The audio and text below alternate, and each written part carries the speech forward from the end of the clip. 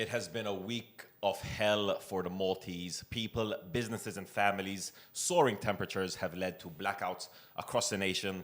Today we have Shadow Minister for Energy, Mark Anthony Sammut, in the Who's Who podcast to talk to us a little bit about what's happening. Thanks for joining us. Mark, 2026. How is this still a reality for Maltese families?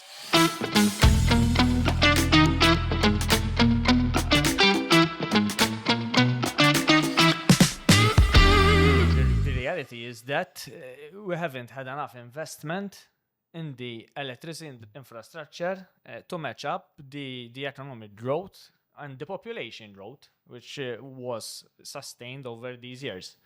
Din ma ġietx mill-lum għal-għada, ġifieri il-modell ekonomiku l-imbutta dal-gvern over these past 13 years, it was about importing as much employees, foreign employees, to grow the economy by also growing the population. Now, if you want to do that in the most densely populated country in Europe, you have to invest to have the infrastructure to sustain it, whether it's electricity, whether it's the sewage system, whether it's water production, whether it's the roads to support the traffic, everything, the health system. And this hasn't been done. U fil-distribution tal-elettriku għed toħroġ fil-beraħ. So this isn't the first time this happened. This happened 3 years ago on a similar level, I would say, with another heat wave. And at that time, the minister and the government said that they felt surprised because we had never experienced such heat waves, which I think that was not true. We have had heat waves over the years, maybe not for such a prolonged period, but the power cuts that time started as soon as the heat wave started, immediately. But 3 years later, don't come tell me you're surprised again. Yeah. Ma daw qed isiru wkoll, pereżempju ċipru, il-Franza, nasab anki l-Italja, ġifja ħafna pajjiżi, Ispanja, li tispensaw power cuts u m'għandhomx il-problemi li għandna aħna tal-overpopulation. Ġifieri di mhix realtà li aħna li għandna naċċettaw. Nikkumparaw. Franza kien hemm reġjun fejn mar id-dawl u ġew affettwati 100,000 household. 100,000 household minn 30 million household. So we're speaking about 0.2% affettwati. And in a few hours, or less than an hour, they had electricity back. Il-Ġermanja, last I checked, kienu affettwati jisu 0.35% of the population. L-Italja, closer to home, kien hemm xi problemi Ruma, Milan, daw il-large cities, kienu affettwati qishom 1% mill-Italja. Malta, naħseb mhux 1%, jekk titkellem ma' nies hemm barra llum il-mistoqsija x'kien tiltaqa' ma' xi ħadd saret kellek dawl il-bieraħ għax nittaltula more than 50% of the population għaddejja minn din l-esperjenza ta' power cuts. Jiena kelli 3 ilieli, aħna l-Rudja mhux waħdi ġifieri, fejn kellna power cuts ta' naħseb qisu 2 to 3 hours kull darba. Darba minnhom ħriġna bil-mara bit-tfal bil-kelb kulħadd morna mixja sal-airport biex noqogħdu naqra għall-air condition u kien hemm naħseb kwart tar-raħa l-airport jieħu kafejjer jimxi għax it was unbearable. U bħalna u hawn min kellu sitwazzjonijiet tagħha, ġifieri kważi jiena nħossni xxurtjat illi tenna daw is-sigħat għax ikellmuni nies naf bitriq il-Vdura illi ilhom iktar minn ġimgħa issa mill-ħamis li għadda tal-ġimgħa l-oħra mhux kontjenwa imma id-dawl jiġihom satej, jiġihom tlieta, jiġihom erba' u jerġa' jitlaq. Ejd li tagħmel ġimgħa hekk. Naf bitriq oħra San Ġiljan tri George Birch Olivier l-istess għamlu sissa xi 5 ilieli. Ġifieri hemm koppja anzjana kienet jgħidli wieħed mit-tfal tagħhom 91 and 93 years old jgħixu fis-saba' solar ġo penthouse saret forn wara 2 nights and 2 days without electricity. Daw marru u maħutu. Ovvjament il-lift ma jaħdimx, kellhom inniżluhom s-saba' solari tara għax ma felħux iktar biex ħaduhom appartament l-imsida and after an hour and a half mar id-daw l-imsida wkoll. Dir-realtà li qed jgħixu n-nies hemm barra. Imsejken u daw min anzjani u tajb insemmu daw il-każijiet għax ovvjament hija skomda l kulħadd, però I think it's worse for some other people than others. Yes. Definitely. So this is a far cry from what happened in France, Italy, Germany. They had cases, yes, but not like this, definitely.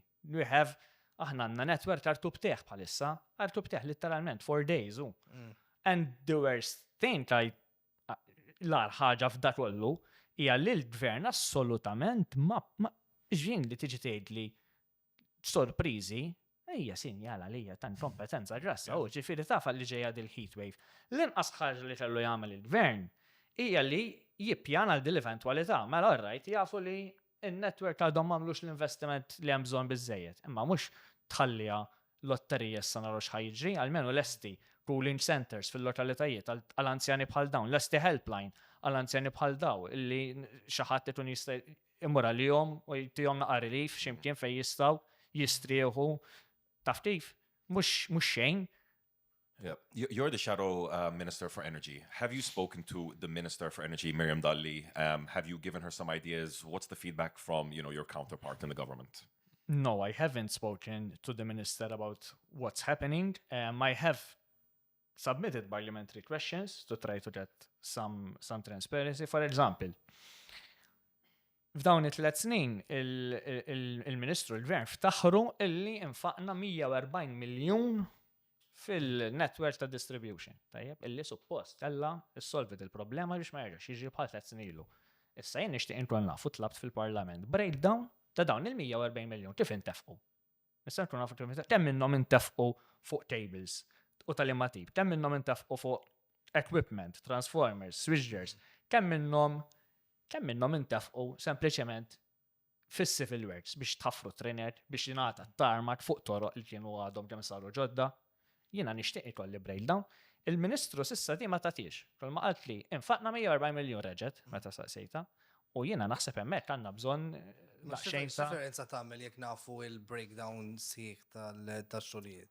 Għax jiena ma naħsibx li verament intefqu 140 miljun fuq in-network biex qegħdin f'dis sitwazzjoni. Okay. Jien naħseb parti kbira minn din l-ispiża hija l-kost biex saru toroq li kienu ġa saru. Okay. U n-nies qed jaraw illum fl-emergency works jinqalgħu toroq illi kienu parti minn dal-proċess f'daw 3 snin, illi kienu reġgħu saru ftit snin qabel, jiġifieri they are being redone for the third, fourth time. Jiġifieri il-punt huwa mhux biss Il-punt huwa li mhux billi tgħidli infaqt 140 miljun dak l-input, imma l-output mhuwiex wert 140 miljun. Huma jgħidu wkoll li l-investiment għadu mhux lest, ġifieri għadhom qed u sa taraħ, il-roadogs għadhom għaddejjin. ċertu lokalitajiet. 3 years ago għalunna li they had a plan for 5 years, then they told us they had a plan for 9 years. I don't know what the plan is now and in which stage it is, but it looks like everything is crumbling. Yeah, fair enough. And remember, to 2024, the National Audit Office, the Auditor General, published a report on the blackouts of 2023. And there were, I think, the main points were, 1, in 10 years, Malta never submitted a network development plan, a long-term network development plan, which they are bound to do by law and by European directives to the regulator. They never did it in 10 years. Great. So, in these 3 years, have they done it? And if they did it, was the regulator satisfied with it? Supposta għu regolatur, għaw ninsew li għaw regolatur fuq l-enerġija f'dal pajis, jeżisti biss għall-iskemi tal-pannelli jisu. Imma il-regolatur irċevieħ dal-pjan u kien sodisfat bieħ għaliwa da pjan tajja biex il-konsumaturi jkunu moqdin. Xaħna l-għanna operatur wieħed li għandu monopolju. Hemm regolatur suppost biex jiproteġi lilu li l-ek li jtonna s-servizz laħaqna. Mux biss li jtonna id-dawl, imma li dak id-dawl dak il-voltaġġ ikun bej 207 u 253 volts. Kif twedna fiċ-charter tagħha l-Ena Malta. Li tajtni d-dawl u tajtni 180 volts, kif hemm nies hemm barra. Tajjeb, ma mhux qed ittini s-servizz. Hemm nies li qed jonfu ħafna flus issa biex jixtru il-voltage stabilizers, generators, di situazzjoni. Issa, parti di, tax kont qed neċsab l-auditur. There were other points. One of them was illi il-kawża prinċipali għal dak li ġara fis-sajf ta' 23 kien chronic underinvestment in the high voltage network over the preceding 10 years. Wow. So between 2014 and 2023, investment in the high voltage network went down to 30% annually, 30% the levels of 2014. So don't come today and blame the nationalist administration of pre-2013. The network then was planned for the population of then, and we never had these summers, tanna blackouts mela le, and u jħobbu jitwotaw dil-famuża pitju ta' Tonju fenet jgħid li kien hemm xi 1000 blackout over a year and a half. Dak iż-żmien nafu, dak iż-żmien jekk tar fuse u hemm phase ġotri fejn mar id-dawl kienet tiġi recorded power cut. Illum tistaqsi kemm saru power cuts u ma jwiġbux. Tajjeb, ara dak iż-żmien nafu li kien. Illum ma nafux kemm hemm għax ma jridux jiġbuna. Mela tprovax tikkumpara blackout, power cut, ta' ftit sigħat, ta' ftit appartamenti ġotri li kienet tiġi recorded dak iż-żmien mal-ammont ta' blackouts ta' netwerk tartub teħlanna llum. Int kien kellek power cut u xejn. Yeah, 48 hours, 2 days. I ended up having to stay in a hotel in St. Julian's. That was crazy. St. Julian's, kellhom id-dawla. Parchville, kellhom id-dawl. If there's one place in Malta that didn't have a blackout, it's Parchville. It was very interesting because families in Santa Venera, Msida, Hamrun, Ormy, 24, 48 hours without electricity. And then you go to Parchville and it's just full on. It was like two different worlds. It was very strange to see. But yes, 48 hours in Msida. Ended up having to get a hotel just to survive. I know people. I just saw someone asking on Facebook if anyone knows some cheaper hotels Like because this. they've been in a hotel for 4 days and it apparently is an expensive hotel. So it's Yeah, the reality. Il-power cuts huma like the core problem. Imma hemm problema oħra li nara li il-fatt li hemm suppost 24/7 helpline tajna Malta. Ċempilhom ħadd ma jwieġeb u meta finalment tidum xi nofs sija hekk bil-mobile hekk tistennihom u jgħidu li ma jafu xejn, jew at the most qed naħdmu fuqha mingħajr dettalji mhux tot tagħhom, jiġifieri dawn m'għandhomx l-informazzjoni. Imma taħseb li s-servizz hemmhekk fuq il-komunikazzjoni issa għandu jitjieb. The communication is disastrous and there's not enough transparency. Ġvierek tidħol fil-website tal-Ena Malta u tara live outage map. Il-biraħ fil-ħodu, per eżempju, kienet turejt illi kullim kien għaw dawl. Mawx outage imkien. Mentre ma kienx is-sitwazzjoni. Mbagħad l-Ena Malta ħarġu jgħidu għax aħna fuq il-mappa nuru biss il-faults tal-high tension network tal-11 kV u 33 kV. Imma il-konsumatur, id-dar, ma jinteressax il-fault u ġej mill-33 kV, mill-11 kV, jew mill-fuse tas substation ta' maġembu, li jinteressax li jew m'għandux servizz u ritrun jaf, jekk m'għandux servizz għax inqata' d-dawl mis-supply tal-Ena Malta jew għax għandu xi problema hawn. So at that level ma tistax tkun daqshekk mhux trasparenti u taħbil in-nies qed tiġri b'dak il-mod, u infatti kellhom jiġu żviluppati platforms mill-pubbliku fejn inti jkollok naqa' visibilità ta' inti x'waħdek f'din it-triq illi m'għandekx dawl jew ħadd ieħor. Fuq jekk jirrispondu xit-telefon, ħafna drabi naħseb jien qed tkun human impossible għan-nies illi hemm jaħdmu hemm illi laħqu mal-ammont ta' rapporti daħlin. Jien naħseb illum qegħdin fi stat ta' emerġenza li l-gvern b'xi mod irid jara kif jiddeployja kemm bżonn nies minn postijiet oħra biex jikandiljaw l-inflax tal-konsumaturi u biex jar kif ħajprovdi servizz imqar temporanju b'generators f'ċertu żoni, ġifri ma jistax tkun ikollu triq b'ġimgħa għaddejja hekk. Għax il-faults forsi qed idumu għax mhux qed tfalli parti waħda tan-netwerk li tgħid in-nies tista' ddawwarhom fuq parti oħra meta ifallu multiple parts li ma jkollx fejn iddawwarhom in-nies. Ma tiġix il-Ministru kif qaltilna fil-Parlament din il-ġimgħa illi tant għamlu investiment illi n-nies fi ftit minuti jew sigħat qed idduhom servizz alternattiv għax mhux vera l-każ. Kulħadd jaf hemm barra hemm nies li ilhom kif qed tgħidu intom. Jumejn tlieta qed irgħu bla dawl. Forsi hemm nies li vera qed jgħaddhom. Kien hemm fejn kien possibbli saret żgur, ħadd ma jieħu pjaċir ħalli. Mhux il-kulħadd. Però l-maġġor parti, innejt il-maġġor parti qed jagħmlu ħafna iktar minn hekk. Għalfej taħseb li Miriam li għandha tirriżenja? Għax politikalment irresponsabbli minn da li qed jiġri. Ġifieri aħna ma nistgħux politikament nieħdu l-krettu, nieħdu l-mertu meta l-affarijiet isiru tajjeb u meta naqtaw iż-żigarelli, imma mbagħad meta jkollok straġi bħal din. Il-politiċi kollha naħslu jdejna u qisnu aħna m'għandna poter ta' xejn u m'għandna responsabilità ta' xejn, ġifieri tinsiex. Din ilha mit-2013. Issa, involuta fis-settur tal-enerġija, 2013 kienet il-Communications Consultant ta' Konrad Mizzi, ta' ġizmin Ministru tal-Enerġija, li qaltilna, li għalunna l-Ministeru ta' ġizmin blackouts will be a thing of the past. 2013. issa illa żewġ leġislaturi responsabbli direttament bħala ministru minn das-settur. Kienet il-ministru politikament responsabbli minn din in-nefqa ta' 140 miljun biex nirranġaw u nabgradjaw in-netwerk ta' distribuzzjoni u hi politikament responsabbli allura li 3 snin wara ma konniex preparati u rġajna pajjiż artu bteħ. So politikament trid tkun kontabbli u terfa' responsabilità l-inqas ħaġa li n-nies jistennew. You think she'll resign? I don't know what she'll do, but if I were the Prime Minister, tikwina l-Prim Ministru u irrid nuri li I mean business u li irrid inżomm ċertu standards ta' kontabilità, jekk ma tirriżenjax, inneħħija jien. Il-ħaġa ta' kumpens, il-Chamber of SMEs għal il-sistema għandha tinbidel u negozji għandhom ikollhom sistema iktar Inqas burokratika. Eżatt, inqas Efficient. iktar effiċjenti, inqas burokratika, iktar awtomatiku mhux għandek bżonn tistenna xhur għall-kumpens. Tabbel mal-sistema tal-kumpens kif qed tinħaddem bħalissa? Le, u aħna qednija anka 3 snin ilu, il-kumpens ibda biex m'għandux ikun eġgrazzja tal-gvern. Ex-gaxa xini, Eġgrazzja xil-gvern, mux bidrit, eġgrazzja Alright, okay, mux alright, għat intijulek yes, yes, yes. bidrit, għat intijulek għax Bħala nħoss pjaċir benevolenti kważi, jirrit eżatt, intijulek. Għalissa kumpensekku. Tajb biex il-gvern suppost u għanna minn qed jgħidilna nkunu ġrati għal-kumpens u kważi ngħidu l thank you. M'għandux ikun hekk, il-kumpens huwa bidritt. F'ħafna pajjiżi Ewropej hemm sistema fil-liġi fejn ir-regolatur fil-kastana r-rews jimponi fuq l-operatur fil-kastana l-ena Malta. Il-lajnti għandet licenzja biex tbiħ l-elettriku u qed tbiħ l-elettriku lin-nies, jekk il-dawk in-nies ħallejthom bla servizz, trid tikkumpenshom. Awtomatika. Llum bl-smart meter taf.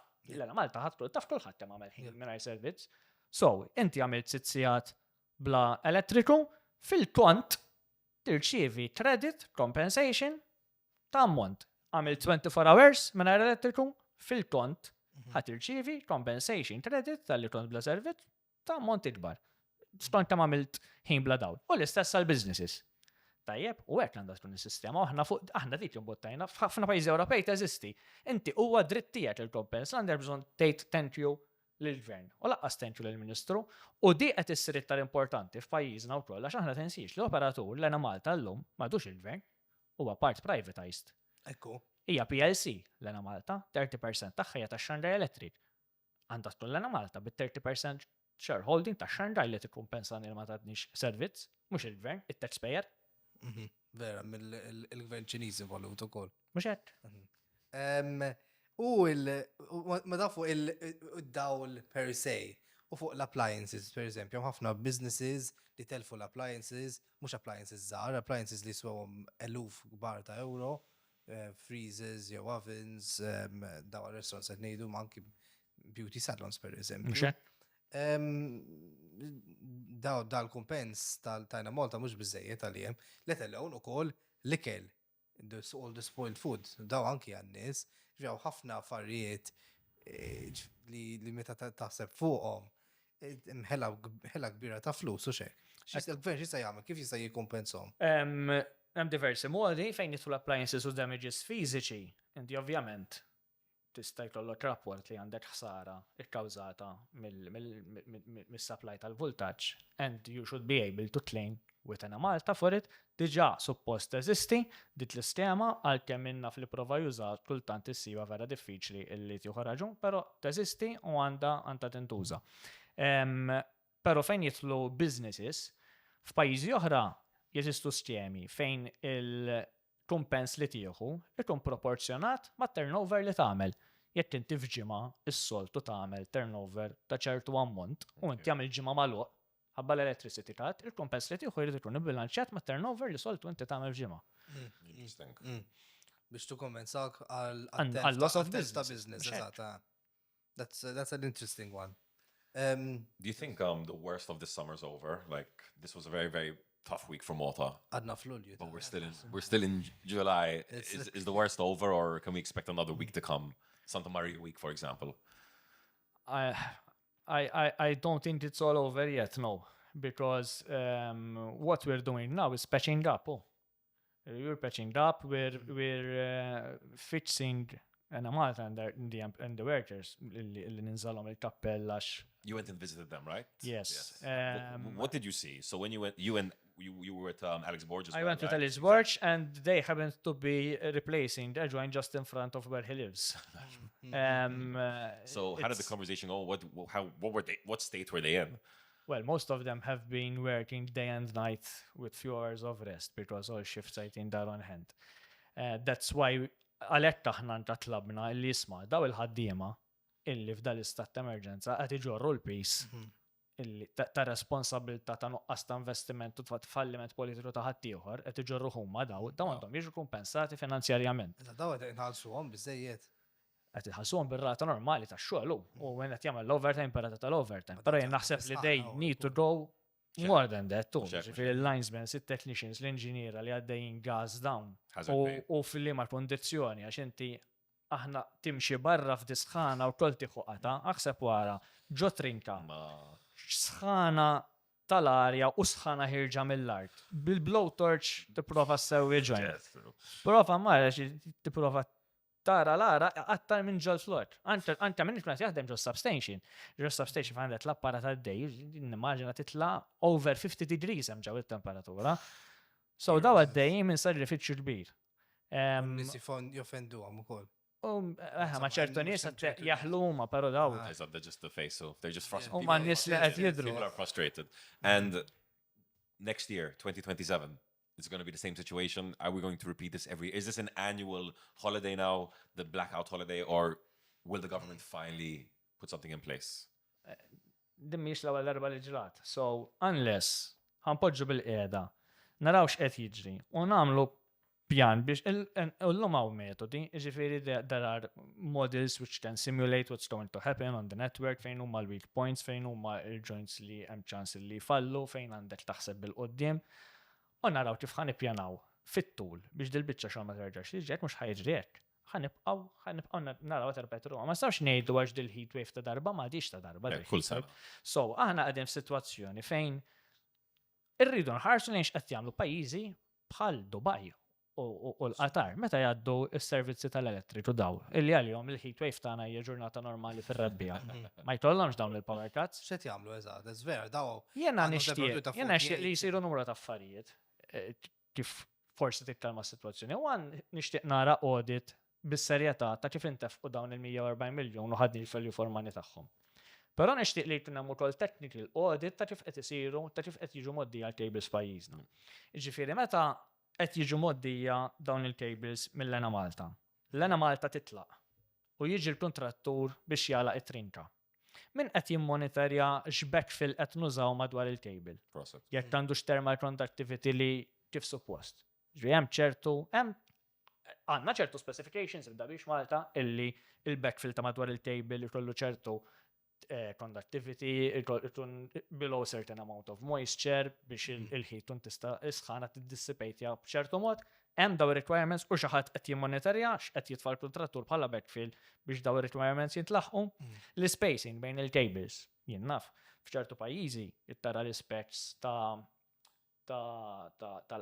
Dubai pereżempju trid tħalli isu off speed bejn cable u ieħor biex is-sħana ta' wieħed ma żix ma' sħana tal-ieħor and you have heat build up. Xi ħadd qed jara li l-cables x'kien imur jordhomhom mhux qed jarsqu lejn xulxin għax jiena rajt trinek miftuħin bil-cables kważi għaddejjin uħortu. Tajjeb, issa mhux ħajkollok short bejn il-cable, imma is-sħana tibbildja u meta tibda tibbildja sħana u mbagħad jaf ikollok xi ġonta li tfalli. Tajjeb, jiġifieri qed isir dat tip ta' monitoring għandna dawn l-specifications li dat tip ta' technical audit naħseb irridu nħarsu leh biex naraw x'qed jiġi f'pajjiżi oħra jew x'jagħmlu pajjiżi oħra li għandhom issa l-istess sitwazzjoni klimatiċi tagħna illi ma jkollhomx l-istess falliment fis-sistema ta' distribuzzjoni li għandna aħna. Rridu naraw anke il-procurement li qed nagħmlu ta' cables u apparat. Qed nimxu biss ma' l-irħas jew qegħdin ninfittxu l-kwalità. Għax jiena informat li nbidel is-supplier kien tal-cables over these years. Issa mhux qed ngħid illi huma ta' kwalità inferjuri jew għalhekk qed ifallu. Però nixtieq li jsir dat tip ta' analisi ta' audit biex ikollna risposti. Forsi mhux minħabba fek, minħabba affarijiet oħra, imma naħseb irridu nitlaqa fid-dettax qed jiġri. Naħseb f'dawn l-affarijiet żgur probabli kulħadd jaqbel li għandna bżonn l-aqwa servizz u l-aqwa prodott mhux l-irħas. Anke xi kollok riperkussjoni oħra, ġifieri inti qed tisma' orrejt qed niftaħru b'rekord ta' turisti illi kellna bħalissa. Daw ir-rekord ta' turisti għandek rekord ta' nies issa barra l-pajjiż. Jgħidu dax servizz x'pajjiż tat-tielet dinja hu, li jiena mill-hotel kelli nitlaq għax kont bla dawl, li jiena ħriġt Hotels għandhom generators imma. Mhux kollha ma. Hotels m'għandhomx. Li nistel Il-kbar kont qed nara artikli fil-medja llum kellek nies illi rritornaw lura lejn pajjiżhom u waqfu l-holidays. Jew kont f'restorant, rajt videos ta' nies qed jitlu f'restorant u restorant daqqa waħda bum. Bla dawl jridu tilqu barra. U mbagħad da ovvjament x'ħat tagħmel? Ħadd titolbu il-flus da fimt tidħol d-dam ħafna drabi ġara restorant jispiċċa. Ma restorant kif kulħadd jaf m'għandux xi profit margin at all.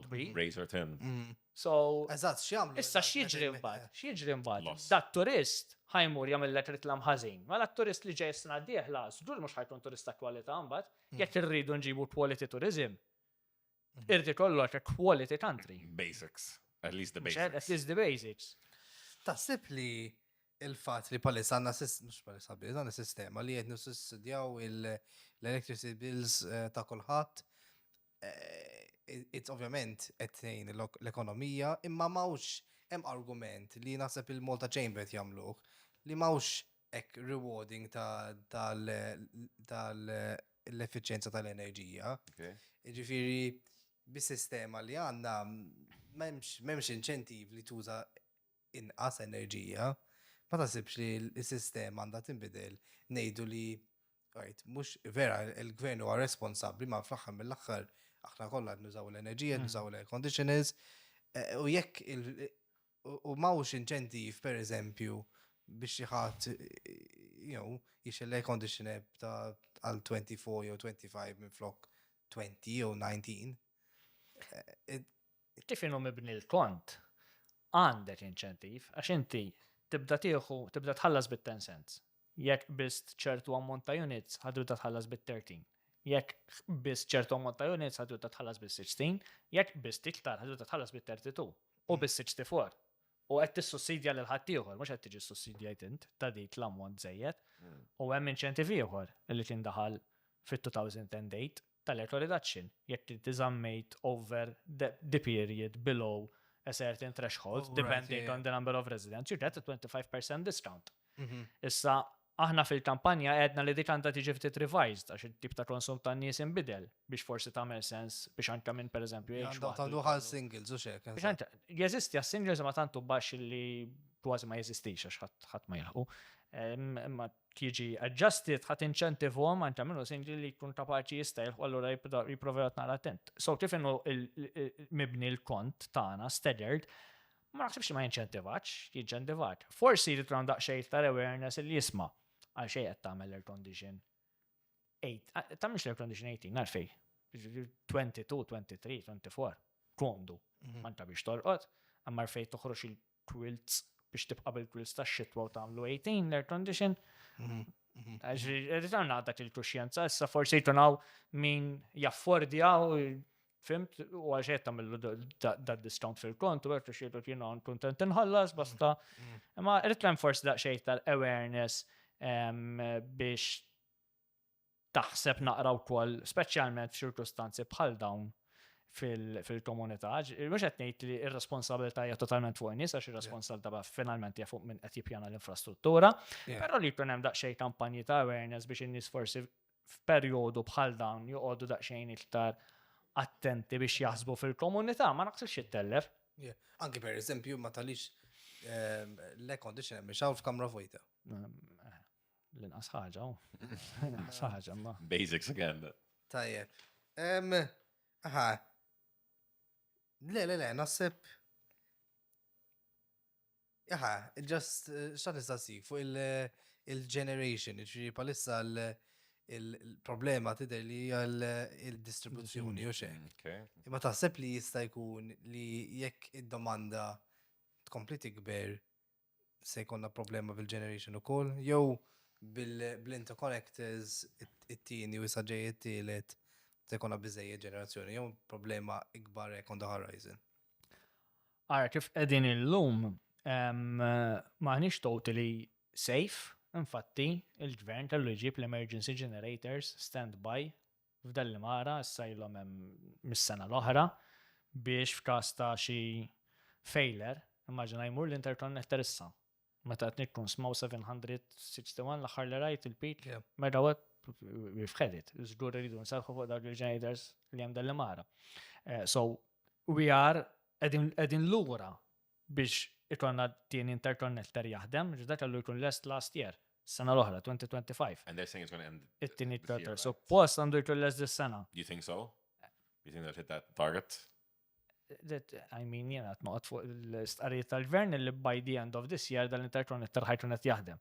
Issa bieħ u possibilment it-tielet interconnector forsi nkunu nistgħu noqogħdu mingħajr l-emergency generators imma xebet inħallsu miljuni xi 60 miljun jidher li fis-sena biex nitruhom biex qegħdin hemm stand-by.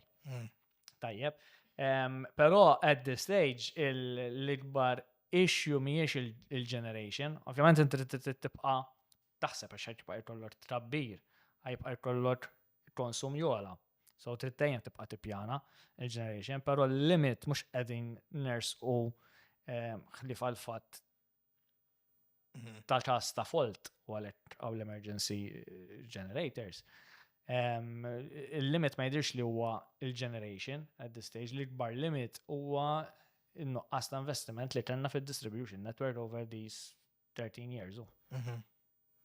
Tajjeb. So to families who, just spent 3-4 days, not sure what's happening, unsure if the government's even paying attention, may have to throw away food. I had a family tell me that a fan turned on and off so much that it basically started smoking and broke. So even just losing, equipment like this. I think we've also had fires which were caused by surges in electricity. From the crazy. information I have, there were 4 fires yesterday, I think, if I remember. Yeah, there was this conflict. Zero. Sharukaza. I believe, from information I have, of course there have, ma kien hemm xejn uffiċjali s'issa, però it seems that some of them, I'm not saying all of them, but some of them might have been caused by surges in electricity. So I think you said it right. It's basically a state of emergency. So is the government, obviously Prime Minister Robert Abela apologized this week. He did a video which had some harsh comments, I think, from the families, but he did step out and apologize. I think a lot of people would have rathered Miriam Dalli, but do you think the government really is taking this seriously? It happens every year. We keep going back to 2023, 2012. It's like, okay, all right, we get it. But are you going to fix it? Is the government really taking this seriously? Jiena naħseb li joħodha bis-serjetà għax tant qed tikkawżaw ġieħ tan-nies li qed tittelfu l-popolarità. Però ma tistax issolvi f'ġimgħa dak li m'għamilx fi 13-il sena. So illum qed naqtaw il-frott tal-falliment politiku tal-aħħar 13-il sena. U bis-sori ma ħassolvi l-problemi ta' ħadd. At this stage, in-nies mhux sori jridu, l-ewwel iridu li tintrefa' responsabbilta politika minn min m'għamil xogħlu politikament, it-tieni illi jingħataw il-kumpens ġust għal dak li tilfu, u t-tielet li jsir l-investiment, l-istudju, il-pjan neċessarju biex sajf ieħor ma jerġgħux jgħaddu mill-istess martirju. Mark Anthony Sammut, thank you so much for being with us. Grazzi lilkom.